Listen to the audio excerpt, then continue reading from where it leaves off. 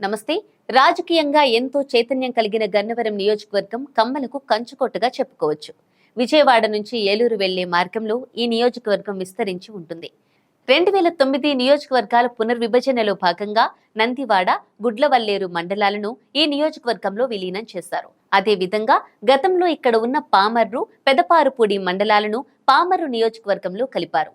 సామాజిక వర్గాల వారీగా చూస్తే ఎస్సీ మాదిగ, మాల, కమ్మ కులస్తులు అత్యధిక సంఖ్యలో ఉంటారు. యాదవులు, కాపులు, గౌడ, ముదిరాజ్ కులస్తుల ఓట్లు కూడా ఈ నియోజకవర్గంలో గణనీయంగా ఉన్నాయి. రాజకీయంగా కమ్మ కులస్తులదే ప్రధాన పాత్ర. అన్ని పార్టీలు వారికే అవకాశం కల్పిస్తూ ఉంటారు. కాపు, యాదవులు కూడా రాజకీయంగా పట్టు కోసం ప్రయత్నిస్తూ ఉంటారు. గన్నవరం అసెంబ్లీ స్థానానికి 15 సార్లు ఎన్నికలు జరిగాయి. టీడీపీ 6 సార్లు గెలిచింది. కాంగ్రెస్ 4 సార్లు, కమ్యూనిస్టులు 3 సార్లు గెలిచారు.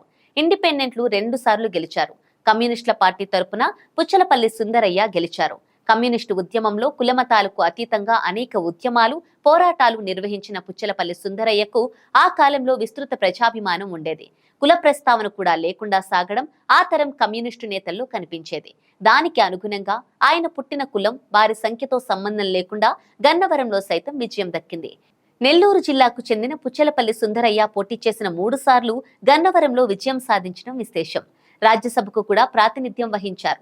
యాదవ కులస్తుడు ముద్రపోయిన వెంకటేశ్వరరావు కూడా ఓసారి విజయం సాధించారు.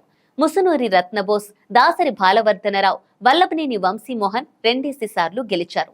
1994 నుంచి టీడీపీ 2 సార్లు మాత్రమే ఓడిపోయింది. 1994, 2004 ఎన్నికల్లో ఇండిపెండెంట్లు విజయం సాధించారు.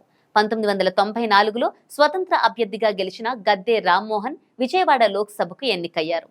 1967లో గెలిచిన వెలివల సీతారామయ్య ఆకస్మిక మరణంతో జరిగిన ఉప ఎన్నికల్లో ప్రముఖ నేత కాకాని వెంకటరత్నం గెలుపొందారు. ముసునూరి బోస్ 1983లో టీడీపీ నుంచి, 1989లో కాంగ్రెస్ నుంచి గెలిచారు. వైసీపీ ఇప్పటి వరకు గెలవని నియోజకవర్గాల్లో గన్నవరం కూడా ఒకటి. 2014లో కాపును, 2019లో కమ్మ అభ్యర్థిని పోటీ పెట్టినా విజయాన్ని సాధించలేకపోయింది. రాష్ట్ర విభజన తర్వాత జరిగిన 2 ఎన్నికల్లోనూ టీడీపీ అభ్యర్థి వల్లభనేని వంశీమోహన్ ఎమ్మెల్యేగా ఎన్నికయ్యారు.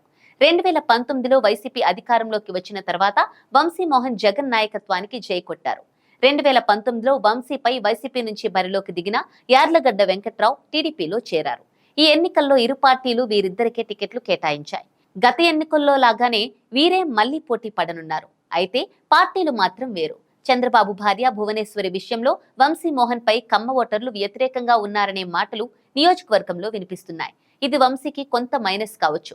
అదే సమయంలో గన్నవరం నియోజకవర్గంలో అటు వైసీపీ, ఇటు టీడీపీ 2 పార్టీల్లోనూ వర్గపోరు ఉంది. దీంతో ఈ ఎన్నికల్లో ఎవరిని విజయం వరిస్తుందన్నది ఉత్కంఠ రేపుతోంది.